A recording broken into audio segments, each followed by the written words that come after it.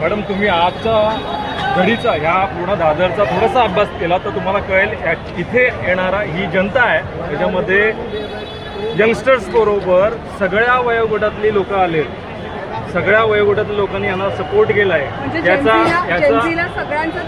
पाठिंबा याचा अर्थ काय, फक्त हे आंदोलन एक निमित्त झालं, पण ह्याच्या मार्फत जो जनतेमध्ये ह्या गचाळ राजकारणाचा जो राग आहे तो आज या जनतेने इथे दाखवला आहे, दिल्लीमध्ये दाखवला आहे, सगळ्या मेट्रो सिटीमध्ये दाखवला आहे. मी थोडक्यात सांगू तुम्हाला, उद्धव ठाकरे या माणसाचा बदला घेण्यासाठी देवेंद्र फडणवीस या माणसाने अख्खा महाराष्ट्र हा 2 दलालांच्या पायाशी नेऊन ठेवला आहे.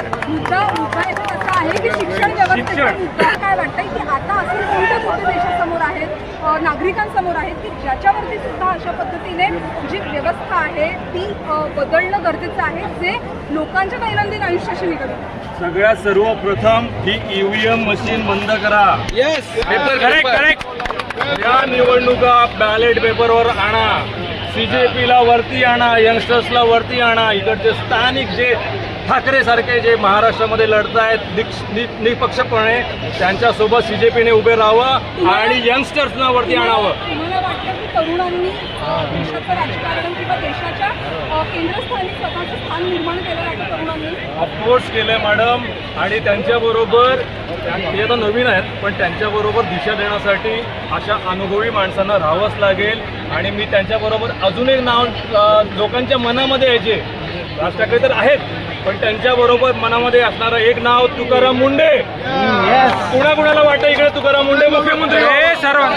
सगळ्यांना वाटतं ना. मग अशी माणसं आपल्या व्यवस्थेवर छलपती सारखा छलपती.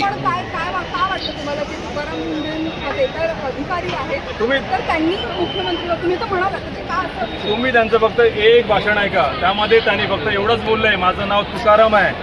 या तुकाराम नावाला साजेसं काम करेन अशी देवाने मला सद्बुद्धी द्यावी.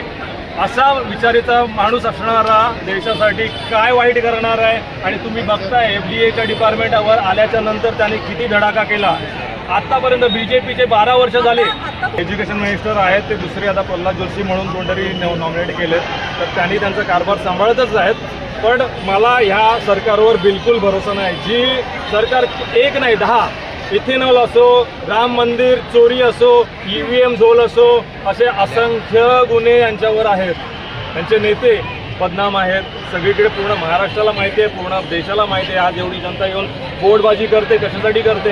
रस्त्यावर उतरते, कोणी पैसे देऊन नाही आले. भाडे की टट्टू नाही आहे आम्ही, भाडे की टट्टू आहेत का?